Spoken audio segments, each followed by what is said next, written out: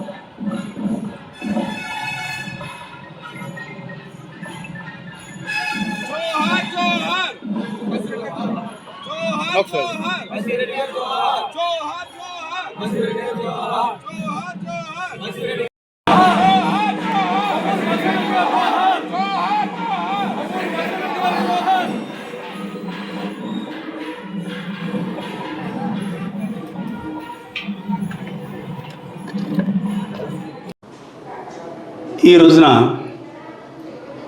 అపర దానకర్ణుడు, కీర్తిశేషులు శ్రీ కొవ్వూరి బసివిరెడ్డి గారు మనందరికీ కూడా తెలుసు. ఈయన పెదపూడి మండలం గొల్లలమామిడాడ గ్రామానికి చెందిన వ్యక్తి. ఆ మహనీయుడి యొక్క జయంతి సందర్భంగా ఈ రోజున గొల్లలమామిడాడ గ్రామంలో స్థానికంగా ఉన్నటువంటి వారి అభిమానులతో కలిసి ముందుగా ఆయనచే నిర్మించబడినటువంటి సూర్యనారాయణమూర్తి దేవాలయంలో మరి దర్శనం చేసుకున్న తర్వాత వారికి అంటే బసివిరెడ్డి గారికి పూలమాలతో నివాళులు అర్పించడం జరిగింది. ముందుగా పాలాభిషేకం చేసి తర్వాత పూలమాలతోటి నివాళులు అర్పించడం జరిగింది.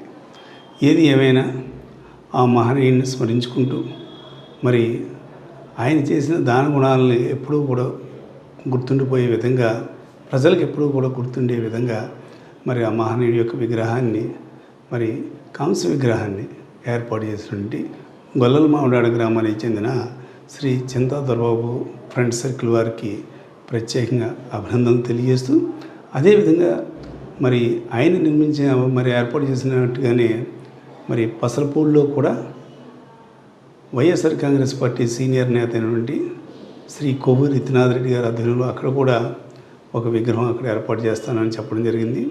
అదేవిధంగా మరి నాగులాపల్లికి సమీపం నుండి కొమరగిరి గ్రామంలో కూడా శ్రీ బసివిరెడ్డి గారి విగ్రహాన్ని కూడా అక్కడ కూడా ఏర్పాటు చేస్తానని అక్కడ గ్రామస్తులు కూడా, నాయకులు కూడా ముందుకు రావడం జరిగింది. ఇదే విధంగా మరి ఆయన అభిమానులు, ఆయన చేత ఉపయోగపడిన వారు చాలామంది ఉన్నారు, వేలాది మంది ఉన్నారు. మరి తమ తమ గ్రామాల్లో ఆయన విగ్రహాన్ని ఏర్పాటు చేసి ఆయనకి మరి నివాళులు అర్పించడమే కాకుండా అటువంటి వ్యక్తిని స్ఫూర్తిగా తీసుకుని మరింతమంది ముందుకు వచ్చే విధంగా, మరి భావితరాలకి అదేవిధంగా గుర్తుండే విధంగా కూడా ఆయన విగ్రహాన్ని ఏర్పాటు చేయవలసిందిగా మరి ఆయన అభిమానులకి, ప్రత్యేకంగా ఆయన వల్ల లబ్ధి పొందిన వారికి కూడా మరి నేను వారందరికీ కూడా ఒక రకంగా చెప్పంటే అర్థిస్తున్నాను. తప్పనిసరిగా ఆ మహనీయుడి యొక్క విగ్రహాన్ని విరివిగా మరి ఏర్పాటు చేసి మరి ఆయన పేరు చిరస్థాయిగా ఉండేలాగా మాత్రం చేయవలసిందిగా అందరికీ కూడా మనవి చేస్తాను. నమస్కారం.